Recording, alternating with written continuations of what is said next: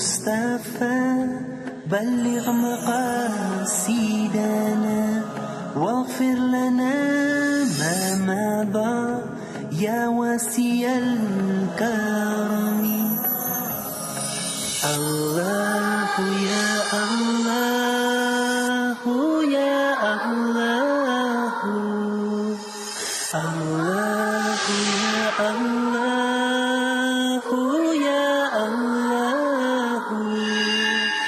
الله يا الله يا الله. الحمدللہ والصلاۃ والسلام علی رسول اللہ. ناظرین کرام، ایک بار آپ کی خدمت میں ہم پھر حاضر ہیں نئے عنوان کے ساتھ. آج کی مجلس کا ہمارا عنوان ہے اسلامی زندگی میں سچائی کا مقام اور مرتبہ.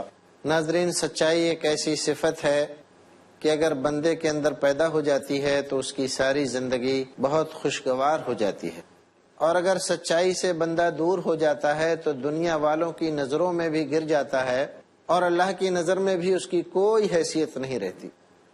سچائی در حقیقت ہمارے اور آپ کے لیے ایسے ہی ضروری ہے جیسے ہماری زندگی کے لیے کھانا پینا ضروری ہے. جن چیزوں کو ہم کھا پی کر اپنی صحت کو درست رکھتے ہیں، اگر اس کے بجائے ہم زہر کی آمیزش والا کھانا کھائیں تو ہماری صحت درست نہیں رہتی.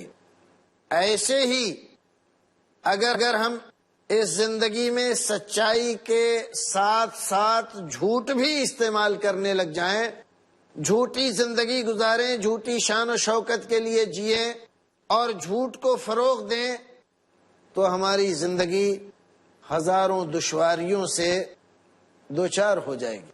شریعت نے سچائی کے ساتھ زندگی گزارنے کا حکم دیا ہے، اور ہمارے رسول کی سب سے عظیم صفت جس کا دنیا والوں کے سامنے نبوت سے پہلے ہی اظہار ہوا وہ یہی سچائی ہے.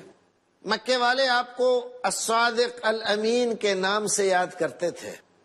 کیسی عجیب بات ہے کہ رسول اکرم صلی اللہ علیہ وسلم 40 سال تک اپنی قوم کے اندر کہیں جاتے نہیں ہیں، ایک جگہ زندگی گزارتے ہیں. 40 سالہ زندگی کے تجربے کو قوم نے 2 لفظوں کے ساتھ یاد کیا، ایک الصادق، ایک الامین. امانت دار، امانت میں خیانت نہ کرنے والا. الصادق، سچا، جھوٹ نہ بولنے والا. یہ اس قوم کی شہادت ہے جس قوم نے آپ کو 40 سال کے بعد نبوت کے مشن کی ابتدا کرنے کے بعد طرح طرح کی اذیتوں سے دوچار کیا، ستایا، مارا، پیٹا، گالی دی، الزام لگایا، بہتان بازی کی، زندگی اجیرن کر دی، زندگی ختم کرنے کی کوششیں کی. لیکن اس کے باوجود الصادق الامین جو لقب 40 سال تک قوم اپنی زبان پر دہراتی رہی، اس میں کبھی بھی یہ نہیں کہا کہ یہ اب سچا نہیں رہا، اب یہ امانت دار نہیں رہا. نہیں، صداقت اور امانت 2 ایسی صفتیں رسول اکرم کی زندگی میں پائی گئیں کہ کسی بڑے سے بڑے دشمن نے بھی کبھی آپ کو ان 2 صفات سے آری نہیں جانا اور کبھی اس کے خلاف کوئی بات نہیں کہی.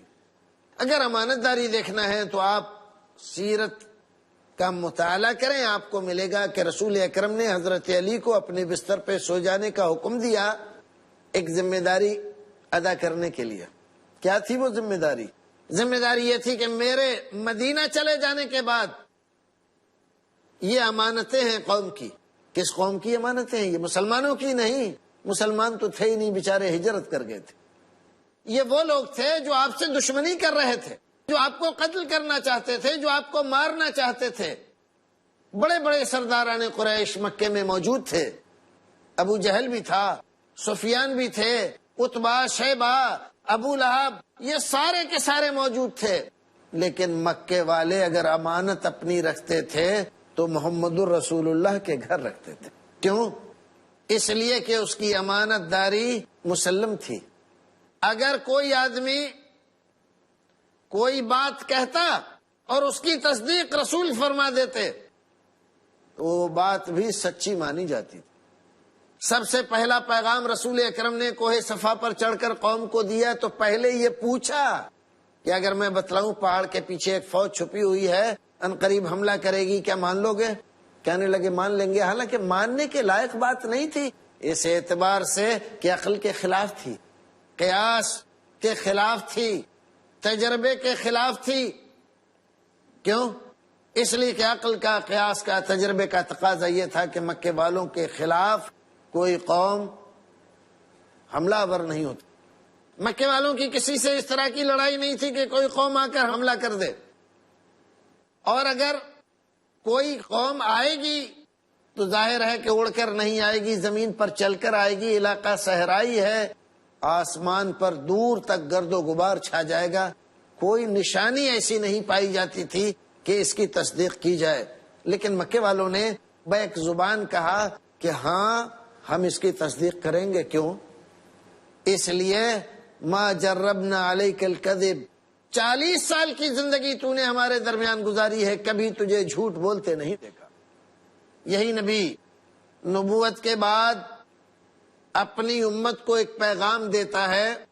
حضرت عبداللہ ابن عامر بن العاص رضی اللہ تعالیٰ عنہ کی حدیث، صحیح حدیث بخاری مسلم کی، روایت کرتے ہیں نبی اکرم صلی اللہ علیہ وسلم نے فرمایا اربع من کن فیہ کان منافقا خالصا، 4 باتیں اگر کسی آدمی کے اندر پائی جائیں تم دیکھو تو کسی 5ویں کی تلاش مت کرنا، حکم لگا دینا کہ یہ پکا منافق ہے۔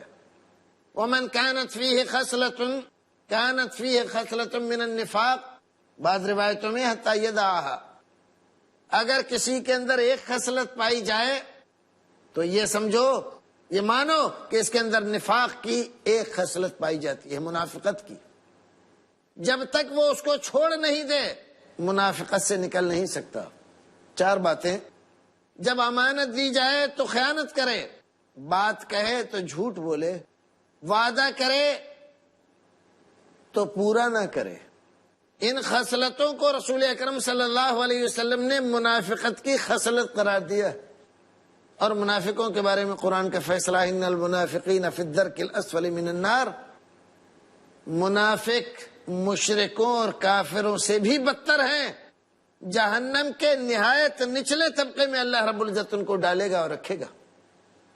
تو نفاق بہت بدترین چیز، اور جھوٹ بولنا یہ منافقوں کا کام ہے، اور کسی مسلمان کے لیے کسی بھی مرحلے پر جھوٹ بولنے کی اجازت نہیں دی گئی۔ ہاں اگر جان کا خطرہ ہے تو عزیمت نہیں، بطور رخصت کے اپنی جان بچانے کے لیے کوئی بات اگر کہہ دیتا ہے تو اس کی اجازت دے دی گئی ہے۔ ایک اور جگہ پر اگر 2 آدمیوں میں صلح کرانے کے لیے کوئی غیر واقع بات کہی جائے تو ہے وہ بھی جھوٹ، لیکن شریعت نے اس پر پکڑ نہیں رکھی ہے۔ باقی زندگی میں جھوٹ پر عمل کرنا، جھوٹی زندگی گزارنا، جھوٹی شان شوکت کے لیے الٹے سیدھے کام کرنا، ان میں سے کسی کی اجازت شریعت نے نہیں، بلکہ حکم دیا وَكُونُوا مَعَ الصَّادِقِينَ، مومنوں مسلمانوں سچوں کے ساتھ رہو، سچی زندگی گزارو، سچوں کا ساتھ دو، سچ کے ساتھ رہو۔ اور اس بات کی طرف بھی قرآن و سنت نے اشارے کیے، سچائی کی زندگی گزارنا، سچوں کا ساتھ دینا، سچی بات کہنا آسان نہیں ہے، بڑا دشوار ہے، بڑا مشکل ہے۔ سچائی کا راستہ دشوار راستہ ہے، لیکن انجام کے اعتبار سے نہایت عظمت والا راستہ ہے۔ جھوٹا ایک نہ ایک دن دنیا والوں کی نظر میں ذلیل و خوار ہو کر رہتا ہے، یہ تو دنیا کا معاملہ ہے۔ اگر یہاں کسی وجہ سے بچ جائے تو اللہ رب العزت کے یہاں تو ذلیل خوار ہونے سے بچ ہی نہیں سکتا۔ قیامت کے دن اللہ رب العزت جھوٹوں کو ساری مخلوق کے سامنے ذلیل کرے گا، ان کی جھوٹی شان و شوکت جس کے لیے انہوں نے یہ سب کچھ کیا، اس کے برے انجام کو ساری دنیا والوں کے سامنے ظاہر کرے گا۔ اور یقیناً آج جس زمانے سے ہم گزر رہے ہیں، اس زمانے میں جھوٹ آدمیوں کی نہ صرف زندگی میں، ذہن میں، دماغ میں رچ بس گیا ہے۔ جھوٹ برا نہیں لگتا، جھوٹ کو لوگ برا نہیں سمجھتے، وہ آرٹ مانا جاتا ہے، چالاکی اور چترائی کہا جاتا ہے، جھوٹ کو عقل مندی بتایا جاتا ہے۔ سچ بولنے والا وقتی طور پر جب پریشانی میں گرفتار ہوتا ہے تو لوگ اس کو بے وقوف کہنے لگتے ہیں کہ میاں ایسا کر لیتا تو ایسا ہو جاتا، لیکن ایسا نہیں کیا، بے وقوف ہے۔ ناظرین، یہاں پر ہم رکیں گے ایک وقفے کے لیے۔ السلام علیکم۔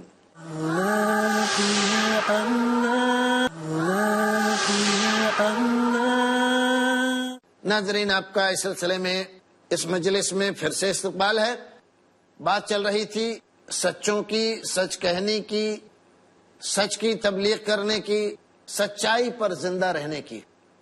انبیاء کرام، اولیاء اعظام، بزرگان دین، ان کی زندگیوں کا مطالعہ کرو، تمہیں لگے گا کہ ان کی زندگیاں دشواریوں سے دوچار رہی، دنیا والوں نے ان کو ستایا، پریشان کیا، بڑی بڑی آزمائشیں ان کو گزرنا پڑا، لیکن کیا کبھی کہیں آپ کو ایسا لگتا ہے کہ انہوں نے سچائی کا راستہ چھوڑ دیا اور جھوٹ کے راستے پر چل پڑے؟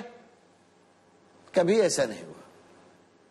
اسی لیے ان کی عظمتوں کو بیان کرتا ہے قرآن، بیان کرتی ہے حدیث، بیان کرتی ہے تاریخ، اور آج دنیا والے جو ان کا نام فخر سے لیتے ہیں، ان کی عظمتوں کو سلام کرتے ہیں، تو وہ ان کی سچائی کی ہی وجہ سے، سچوں کا ساتھ دینے کی وجہ سے، سچائی کی زندگی گزارنے کی وجہ سے۔ جھوٹا آدمی اس دنیا کے اندر وقتی طور پر جھوٹ بول کر کسی پریشانی سے بچ جاتا ہے، لیکن یہ نہ سمجھے کہ ہمیشہ کے لیے بچ گیا۔ رسول اکرم فرماتے ہیں الصدق ینجی، سچائی آدمی کو نجات سے دوچار کرتی ہے، والکذب یہلک، لیکن جھوٹ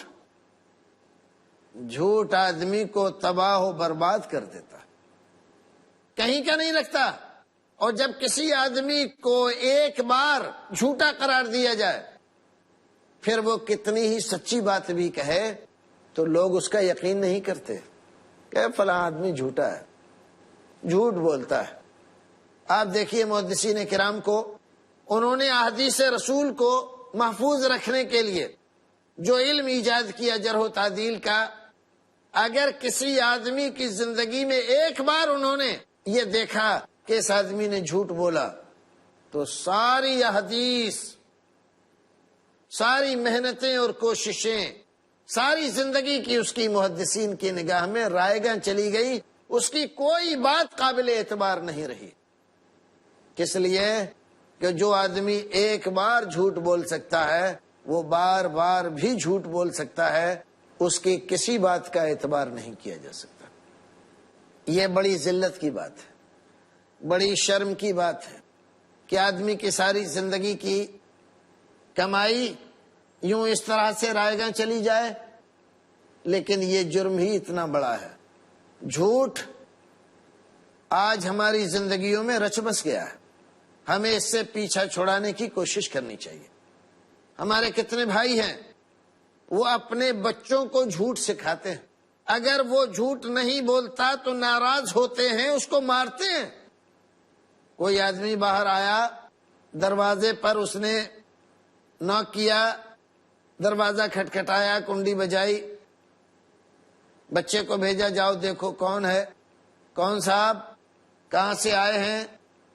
بتلایا میں فلاں ہوں، فلاں جگہ سے آیا ہوں، فلاں صاحب سے ملنا چاہتا ہوں۔ آ کر اس بچے نے بتایا، یہاں سے ان صاحب نے کہلوایا، جاؤ کہہ دو وہ گھر پہ نہیں ہے۔ بچہ یہی جا کر کہہ دیتا ہے، اور کبھی کبھی نادان بچے اس بات کو نہ سمجھ کر یہ بھی کہہ دیتے ہیں کہ ابا کہہ رہے ہیں کہ وہ گھر پہ نہیں ہے۔ تو ان کی جتنی بے عزتی ہوتی ہے وہ قابل دید ہوتی ہے۔ اس سے زیادہ اور کیا بے عزتی ہوگی کہ بچہ ان کی عظمت، ان کی سچائی سے متاثر ہونے کے بجائے ان کو جھوٹا سمجھنے لگ جاتا ہے، اور جو بھی وہ وعدہ کرتے ہیں بچوں سے، بچے اس پر یقین نہیں کرتے، یعنی یہ تو جھوٹ بولتے رہتے، یہ تو ایسا کہتے رہتے۔ اگر آدمی اپنے گھر میں بے عزت ہو جائے تو ظاہر ہے کہ باہر بھی اس کو عزت نہیں ملتی۔ تو بھائیو، عزت کے لیے آپ اپنی نظروں میں، اپنے گھر والوں کی نظروں میں، اپنے بچوں کی نظروں میں، اپنے ساتھیوں اور دوستوں کی نظروں میں، اپنے معاشرے اور سماج کی نظروں میں، اللہ اور اس کے رسول کی نظروں میں، اگر آپ صاحب عزت بننا چاہتے ہیں تو ایک ہی نسخہ ہے، اور وہ نسخہ ہے جھوٹ سے مکمل پرہیز اور سچائی کی پاسداری کرتے ہوئے زندگی گزاریے۔ سچ بولیے، سچوں کا ساتھ دیجیے، سچوں کے ساتھ رہیے، جھوٹوں سے دور، ان سے بچ کر اور ان کی محفل سے دور رہ کر زندگی گزاریے، ورنہ ان کا جھوٹ آپ کو بھی لے ڈوبے گا۔ لوگ ان کو جھوٹا مانتے مانتے آپ کے بارے میں بھی اگر جھوٹا نہیں کہیں گے تو شک ضرور کرنے لگ جائیں گے۔ اس لیے ضروری ہے کہ آپ زندگی سچوں کے ساتھ گزاریں۔ اس لیے قرآن نے حکم دیا وَكُونُوا مَعَ الصَّادِقِينَ، صادقوں کے ساتھ رہو۔ اور صادق وہ لوگ ہیں جن کو اللہ رب العزت نے اپنے خاص انعام سے نوازا ہے۔ ہم نماز میں اہدنا الصراط المستقیم کہتے ہیں، صراط مستقیم مانگتے ہیں اللہ رب العزت سے کہ پروردگار اس پر چلاتا رہے ہمیں۔ یہ صراط مستقیم کیا ہے؟ صراط الذین انعمت علیہم، یہ ان لوگوں کا راستہ ہے جن پر اللہ رب العزت کی خاص نوازش اور خاص مہربانی ہوئی ہے۔ کون ہیں وہ لوگ؟ ایک دوسری جگہ قرآن میں بیان فرمایا گیا من النبیین والصدیقین والشہداء والصالحین وحسن اولئک رفیقا۔ 4 قسم کے لوگ انعام یافتہ لوگ ہیں، اللہ کی خاص نوازشوں اور مہربانیوں میں زندہ رہنے والے لوگ ہیں۔ پہلا گروہ ہے نبیوں کا، اور دوسرا گروہ صدیقین کا، سچے لوگ، سچائی کے ساتھ زندگی گزارنے والے۔ اس امت میں نبی کے بعد جس کا درجہ ہے حضرت ابوبکر صدیق رضی اللہ تعالی عنہ، بے اتفاق جمیع مسلمین، نبی اکرم کے بعد امت میں سب سے اونچے درجے پر فائز ہیں حضرت ابوبکر صدیق۔ یہ درجہ اور یہ چیز صداقت کی ان کے نام کا جز بن گئی ہے، جز بن گئی ہے۔ انہوں نے کبھی جھوٹ نہیں بولا، جھوٹوں کا ساتھ نہیں دیا، جھوٹ گواہی نہیں دی، نبی اکرم صلی اللہ علیہ وسلم کے ساتھ رہے، سچے تھے، سچوں کے ساتھ رہے، سچوں کا ساتھ دیا، سچائی کی زندگی گزاری۔ قرآن نے ایک جگہ جھوٹ کو، احادیث میں بھی ایک جگہ جھوٹ کو شرک کے قائم مقام، اس کے برابر ذکر کیا ہے۔ وقول الزور، راوی بیان فرماتے ہیں کہ رسول اکرم صلی اللہ علیہ وسلم لیٹے ہوئے تھے، ٹیک لگائے ہوئے تھے، جب جھوٹ کی بات آئی تو آپ بیٹھ گئے۔ وقول الزور، شہادت زور، جھوٹی گواہی، جھوٹی بات، یہ شرک کے برابر قرار دی گئی۔ جھوٹ کی عادت اگر بندے کو ہو جائے تو بڑی سے بڑی برائی اس کے نزدیک برائی نہیں رہ جاتی۔ اس لیے جھوٹ سے بچ کر رہنا ہمارے اور آپ کے لیے ضروری ہے۔ سچوں کا ساتھ دینا، سچائی کے ساتھ زندہ رہنا ہمارے لیے ضروری ہے۔ اسی میں عزت ہے، اسی میں کامیابی ہے، اسی میں اللہ کی خوشنودی ہے۔ جھوٹ بولنے والوں کے ساتھ کیا ہوتا ہے؟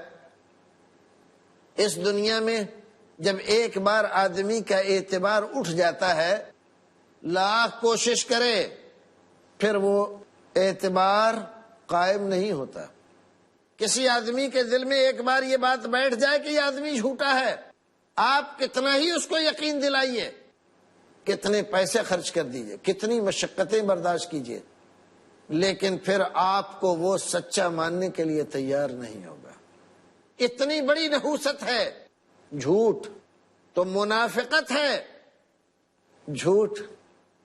جھوٹ بولنا منافقوں کا کام ہے۔ جھوٹ بولنا ان گنہگاروں کا کام ہے جو شرک جیسے عظیم گناہ کے مرتکب ہوتے ہیں، اور سچ بولنا نبیوں کا کام، صدیقین کا کام ہے، شہداء کا کام ہے، بزرگان دین کا کام ہے۔ بزرگان دین کبھی جھوٹ نہیں بولتے، چاہے اس راستے میں ان کو کچھ بھی برداشت کرنا پڑے، برداشت کر لیتے ہیں، لیکن جھوٹ نہیں بولتے۔ بزرگان دین کے حالات، ان کے واقعات ہمیں بتلاتے ہیں کہ بڑی بڑی مصیبتیں اور پریشانیاں آئیں، موقع تھا جھوٹ بول جاتے، موقع تھا کوئی تعویل کر جاتے، لیکن سچائی کے لیے وہ کھڑے رہے، خاموش نہیں رہے، تعویل نہیں کی، جھوٹ نہیں بولا، سچائی سے منہ نہیں موڑا، جھوٹی گواہی نہیں دی۔ حضرت امام مالک رحمۃ اللہ علیہ، ان کے زمانے میں حاکم وقت نے یہ چاہا کہ حضرت امام اس بات کا فتویٰ دے دیں کہ کسی سے زبردستی طلاق لے لی جائے، گولی کے زور پر، تلوار کے زور پر، یا ڈرا دھمکا کر وہ طلاق ہو جاتی ہے۔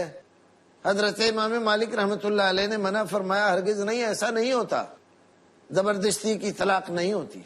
اس راستے میں ان کو ڈرایا گیا، دھمکایا گیا، ستایا گیا، مارا گیا، یہاں تک کہ جس مدینے میں وہ امام کہلاتے تھے، ایک دو نہیں، ہزاروں لوگ ان کا احترام کرتے تھے، ان کے شاگرد تھے، وہاں ان کو مارا گیا، پیٹا گیا، کوڑے لگائے گئے، سواری پر الٹا بٹھایا گیا، سارے شہر میں ان کی تشہیر کی گئی، لیکن انہوں نے سچائی کے راستے کو نہیں چھوڑا، سچائی پر قائم رہے، اور مدینے میں اعلان کرتے رہے، لوگوں جو مجھے نہیں جانتا ہے وہ جان لے، جو جانتا ہے وہ تو جانتا ہے، جو نہیں جانتا ہے وہ سن لے کہ میں مالک ابن انس ہوں، میرا یہ فتویٰ ہے، کہنا ہے زبردستی کی طلاق نہیں ہوتی۔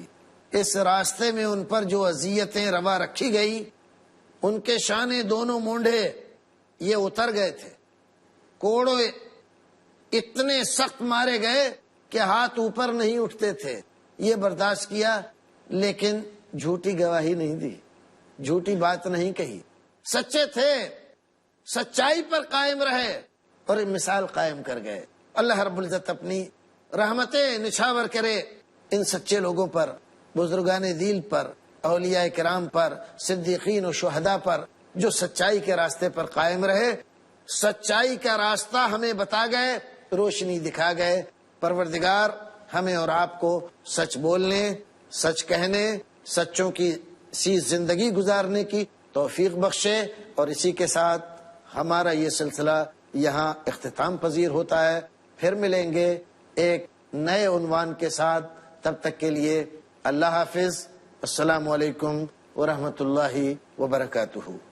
يا رب بالمصطفى بلغ مقاصدنا واغفر لنا ما مضى يا واسع الكرم الله يا الله يا الله الله يا الله